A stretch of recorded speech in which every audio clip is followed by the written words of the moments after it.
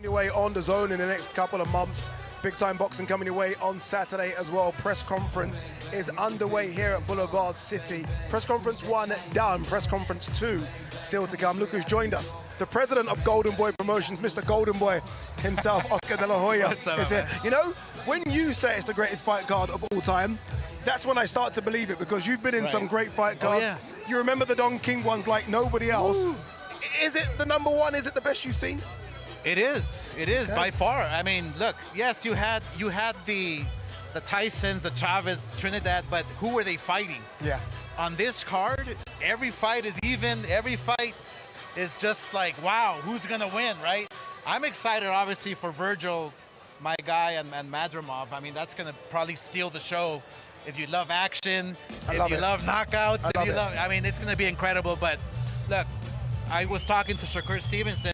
What a professional. Shakur Stevenson, he is just like, hey, just bring him on. I'm ready, I'm focused, I'm determined, so he's ready to fight. Oscar, clear up this Floyd Schofield situation for us, because as you know, social media's gone crazy. Yeah. Everyone's conspiracy theories, everyone's pointing fingers. You would have spoken to senior and junior. Clear it up for us, what happened? Well, look, the information I know, because the BBBC, obviously, British Boxing Board of Control. The British Boxing Board of Control. They took Schofield to the hospital. He wasn't feeling well. Yeah. I'm not sure exactly what he has. We don't know, because the results will not come back from the hospital until tomorrow. Okay. So we'll know exactly what went on. But look, if a fighter's not feeling well and he's feeling a little oozy, whatever, and he has to go to the hospital, fights off. Then just because of security reasons and or you know, health issues, you have to really pay attention to that. And that's exactly what the BBBC did. Is they said, look, this is too risky, this is the fight game, let's let him live for another day. He's still young. He's 21 years old. So look, the fact that Eddie Hearn, the fact that everyone here, Turki Al-Sheikh, the fact that Josh Padley just made it happen.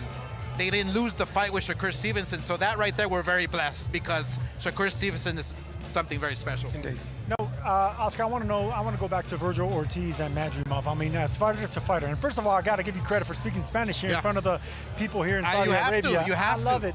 No, me encantó. We're being watched globally. Me encantó. Okay, 1 second. I don't know what you're saying. I don't know what he's saying. That's a promoter. That's a promoter for you. But as a fighter, thank you. How do you see Vergil Ortiz? We know he brings the pressure, the volume, the power. But Madrimov is a brilliant feat. How is he going to do to be successful? Not only cutting off the ring, but how do you land those heavy hands on a guy that's hard to hit like Madrimov? Well, look, I take as a fighter, I take a look at Madrimov and Crawford, right?